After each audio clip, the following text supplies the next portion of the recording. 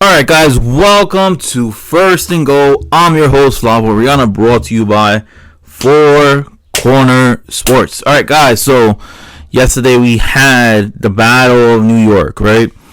Technically, I feel like it's the Battle of New Jersey, but neither here, neither there. It was between the New York Football Giants versus Gangrene, the New York Jets. And it's always good to have both teams face one another.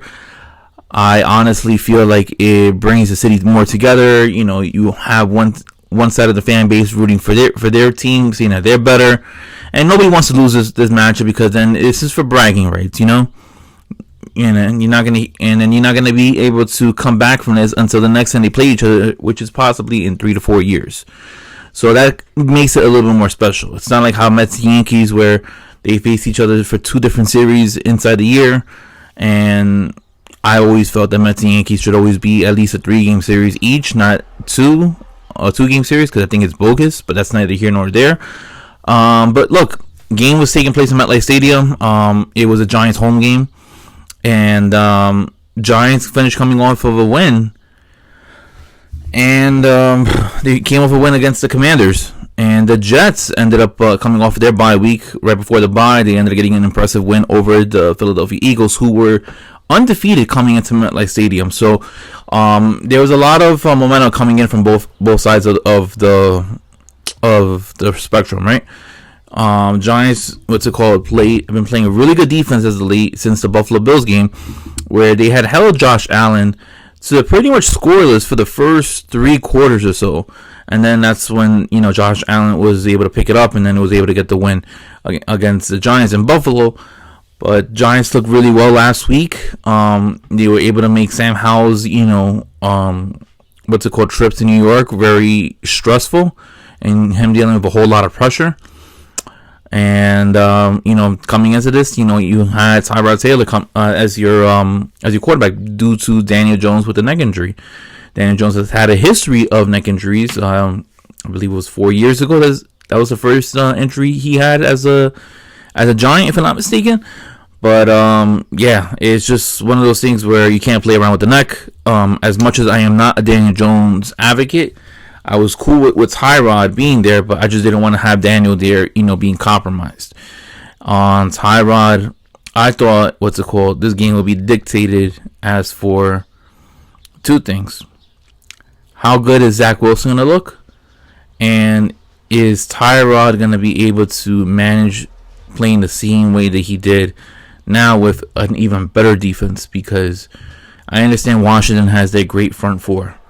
I understand that Buffalo, it has a really good defense itself too, but they were missing a component who is Tre'Davious White, who has a torn Achilles, who's out for the year.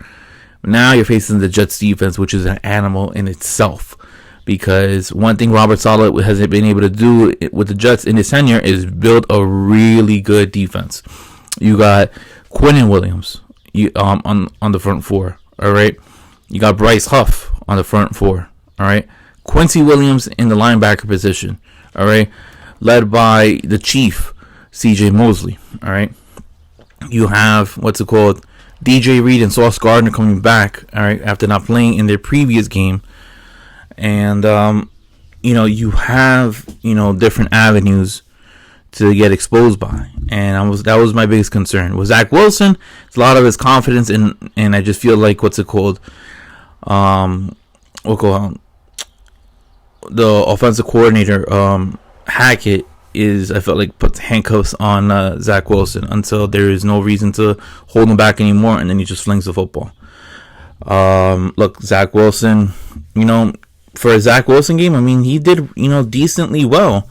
17 for 26, threw for 240 yards passing, 1 touchdown. He got sacked 4 times, all right? He dealt with the pressure. And he also rushed the ball 4 times on 25 yards rushing. His longest rushing was a 70-yard run. Jets look good. Giants, different story. Tyrod Taylor leaves the game early. I'm like, great. Jones is not able to play because he's in street clothes. Who do we have? And I completely forgot who we have. the immortal, the one, the only.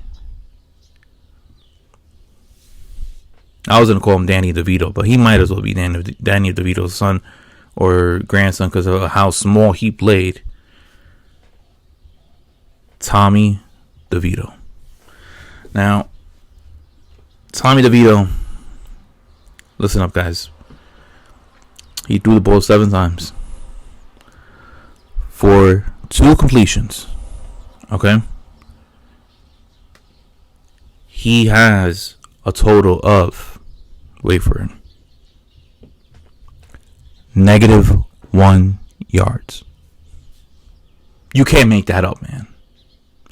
Because the second that Tyrod went down, the Giants knew they couldn't trust the immortal Tommy DeVito to be flinging the football around with that Jets defense that is placed over there. All right. I'm like, great. We have now no quarterback at this point. Saquon is now having to run the football constantly. All right. It was a combination of Saquon running it. It was a combination of Wan'Dale Robinson running it. It was a combination of Matt Breida running it. And yes, Tommy DeVito was able to run the football too and managed to get a touchdown, all right, to bring us closer. I mean, you can't make this up. When I saw that, I'm like, great. The Giants have literally no chance on winning this game, all right? This reminded me of how it was when the Denver Broncos had Tim Tebow and he was just giving the ball off to his running back, and they just knew that he didn't have the capability of throwing the football and just run after run after run after run. And I'm like, great. Like, you can't win a football game now in today's game by just running the football. This isn't the 50s. This isn't the 60s. This ain't even the 90s, all right? This is the 2020s. All right, you gotta throw the football. You gotta have some type of cojones to just throw that football. All right, tell your offensive coordinator to go scratch. All right, and Tommy DeVito, what's it called? Unfortunately, he's not in no position to do so, which I really wish he would have just flinged that football because, you know, Darren Waller out, hamstring injury. All right, now you're stuck with Matt Breida, Saquon Barkley. You got Daniel Bellinger. All right, Wan'Dale Robinson, and then Darius Slayton. At that point, I'm like, great, this team can't win. And then sure behold, you know, they had a 10-7 lead for as long as possible, right? Defense was just doing their best to hold down, the Jets. And you know what? Yeah, Zach Wilson on the other end. And Zach Wilson, compared to Tommy DeVito, we're looking at Tom Brady versus, I don't know, Joe Schmo, all right? That is what we had.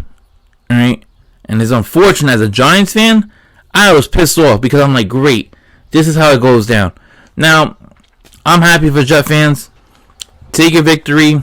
You guys improve now to 4-3. You guys have a viable option on staying alive and possibly making a playoff run. All right, Giants are 2-6. The season's done at this point. Season's over. I don't want to hear anything about, but if we win the next 2 games, then we could get it. So no, season's done. It is over. All right. I'm debating whether or not if I should even have Daniel Jones play again, because what is the point? What is the point of having him around and playing and then for him to win meaningless football games? And then you're getting us in a bad position, you know, which this year coming up is a loaded draft. I'm thinking to myself, man, Giants are cooked at this point. Because if I'm looking at their schedule right now and I'm looking at it, after the Jet game, you got the Raiders, all right? Okay, we'll see how things go. Raiders are playing against the Lions tonight. Then you got the Cowboys. Good luck betting the house on the Cowboys if I'm a good if you're a smart bettor, right? Facing the Commanders, all right? Could be a 50-50 ball game. Commanders aren't looking that great. Then you're facing the Patriots. Well, Bill Belichick knows how to, you know, come up with good victories every once in a while. Since Tom Brady had departed, and I'm pretty sure he's due for one again after him getting a victory. I think it was last week against Buffalo, and it is to the point where it's like, damn, like where is the Giants season gonna go? Trying to see if I could just, and then it's the Packers, which you're facing Jordan Love, who doesn't look great. The Saints, the Eagles, the Rams, and the Eagles. You're probably looking at no more than 3 more wins for the rest of the season, if that. I don't know if you sign up if you want to at least win more games or not. Me personally, I'm gonna have to start looking into next year. This season's a wash. Now, if you're a Jet fan, you got to be a little bit more optimistic. All right, you won a game. It was ugly. One of the worst games to watch. Only reason I stuck behind and started I stuck behind and continued to watch. It's Giants and Jets, baby. It's Giants and Jets. Jets. Who did they play? Chargers. All right. Chargers looked good last night, but I still feel that the Jets could defeat the Chargers. All right. And it's Monday Night Football. They're facing the Raiders. I favored the Jets over the Raiders. The Bills, the very interesting matchup. I want to see if Josh Allen can get out of his demons whenever he faces the Jets. Just because Robert Saleh and his defensive crew, they know how to game plan for Josh Allen. Dolphins, I do not like their chances, especially with Jalen Ramsey just coming back. And then after that, we had the Falcons. That could be a 50-50 ball game. Desmond Ridder sometimes plays like a really good quarterback, and sometimes he plays like the worst quarterback that the league has ever seen. All right. Texans, interesting matchup. C.J. Stroud versus Zach Wilson. I would love to see what C.J. Stroud is able to do against this Jets defense, just because he's a rookie, and I want to see if Zach Wilson is able to, beat a mediocre team. Again, Jets and Dolphins at Miami. I favor the Dolphins. Jets and Commanders. I could favor the Jets beating the Commanders. Jets and Browns. I don't know. I mean, Zach Wilson might be running for his life against that defense. And then Jets and Patriots, which will be the game decider. And it's at New England. So I don't know about that game too. So I would have to be optimistic if I'm a Jet fan. Like I said, see them beating the Chargers. That's 1. Raiders, 2. Bills, I'm giving them the L. All right. Losing against Dolphins, 2-2 in the next 4 games. Right. Defeating the Falcons, 3. Defeating the Texans, 4. Losing to the Dolphins. Right. So you're still 4-3. Defeating the Commanders, 5. Right. I'm saying you're winning one of these next two games, Browns and Patriots. I'm saying you defeat the Browns, lose to the Patriots. So overall, you come out 5-5, if I'm not mistaken. 1, 2, 3, 4, 5, 6, 7, 8, 9, 10. Yeah, 5-5. Yep. Puts you at 9-8. Kind of where I predicted the season to go. The second that Rodgers went down. But yeah, guys, look, Jets ended up getting the better of the Giants.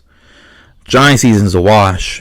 I just got an alert that Leonard Williams is going to Seattle for a 2nd and a 5th round pick. I don't like that trade at all. I like Leonard Williams. I imagine that, this is just more on trying to acclimate as many picks as possible. Joe Shane is probably thinking that, we're still in a rebuild. We can't afford to have this guy here.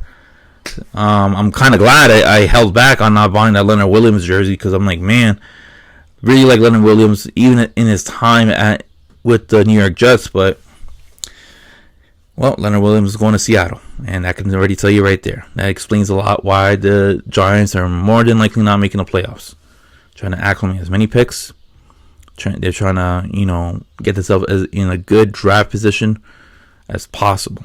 But we'll see how it goes. Overall, the Jets just beat the living in an ugly football game against the Giants. So then, guys, I am Flav Oriana, and I will see you guys next time.